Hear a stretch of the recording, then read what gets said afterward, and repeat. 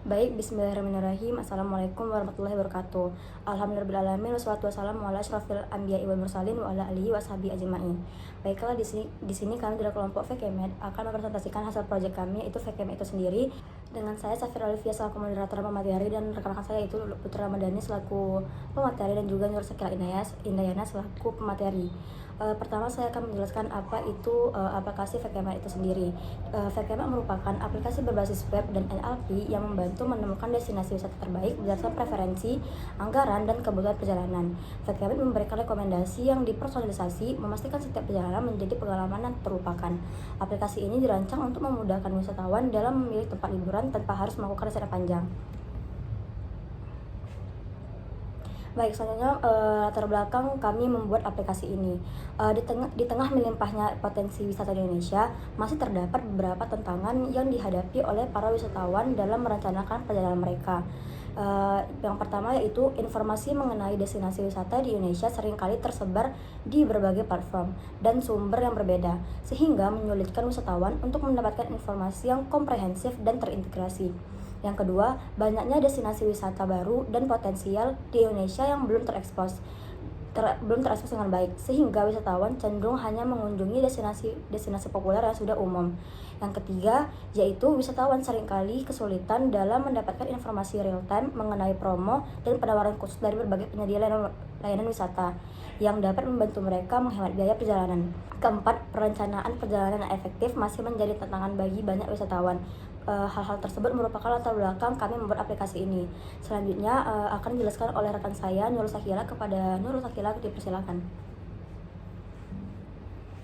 Baik, selanjutnya saya akan menjelaskan segmen pasar dari aplikasi VKMed kami ini. Yang pertama, segmen pasar kami dibagi menjadi 4 kategori, yaitu berdasarkan demografi, berdasarkan psikografi, berdasarkan perilaku, dan berdasarkan lokasi dan preferensi teknologi. Yang pertama adalah berdasarkan demografi yang terdiri dari usia, pekerjaan, dan pendapatan.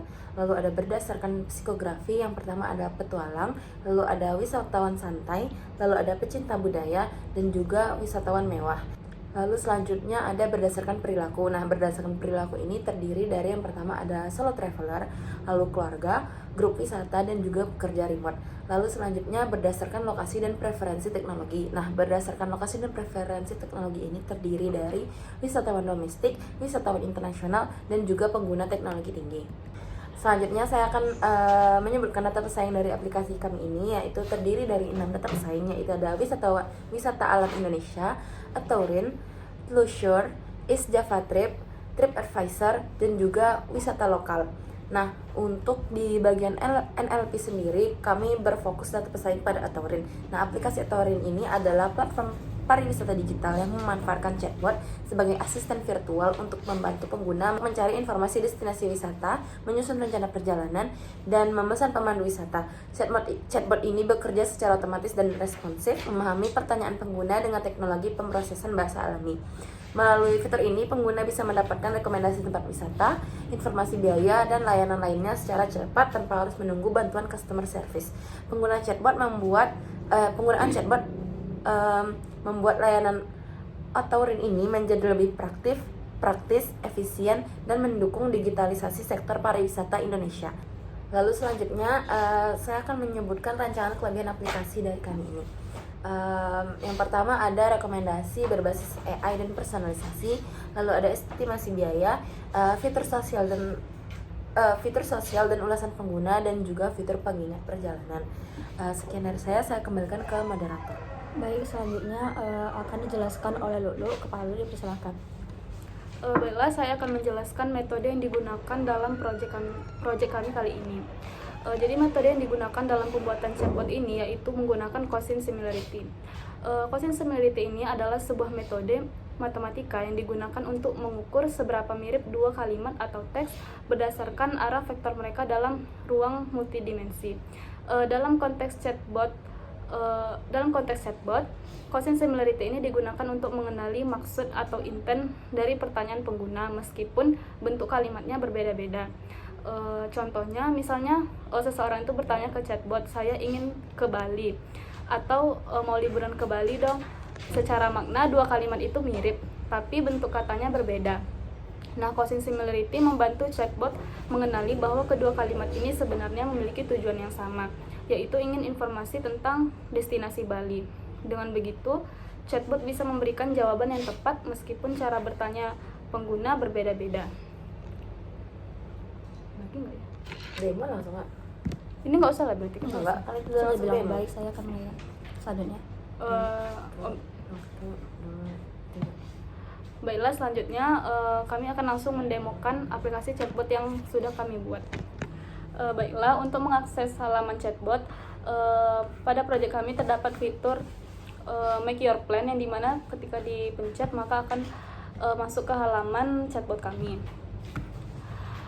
Misalnya kita inputkan pertanyaan, saya mau liburan ke Bali. Maka bot merespon dengan jawaban yang sesuai, yaitu mendapatkan dataset apa saja wisata yang ada di Bali. Kemudian pada chatbot ini juga dapat membuat itinerary perjalanan dengan kita bisa memilih berapa hari kita mau liburan di Bali tersebut, kemudian dengan budget yang sedang, tinggi, atau murah. Misalnya dengan 3 hari budget sedang. Maka chatbot akan langsung membuatkan itinerary selama 3 hari dengan budget 1 juta per hari, dan langsung menghitung berapa total budgetnya untuk 3 hari itu, dan membuat jadwal perjalanan wisata tiap harinya dari hari ke-1 sampai hari ke-3. Sekian dari saya kembalikan ke moderator. Baik, terima kasih pada Lulu atas penjelasan dan demo dari aplikasinya. Cukup sekian dari presentasi proyek kami kali ini. Mohon maaf apabila ada kesalahan. Wassalamualaikum warahmatullahi wabarakatuh.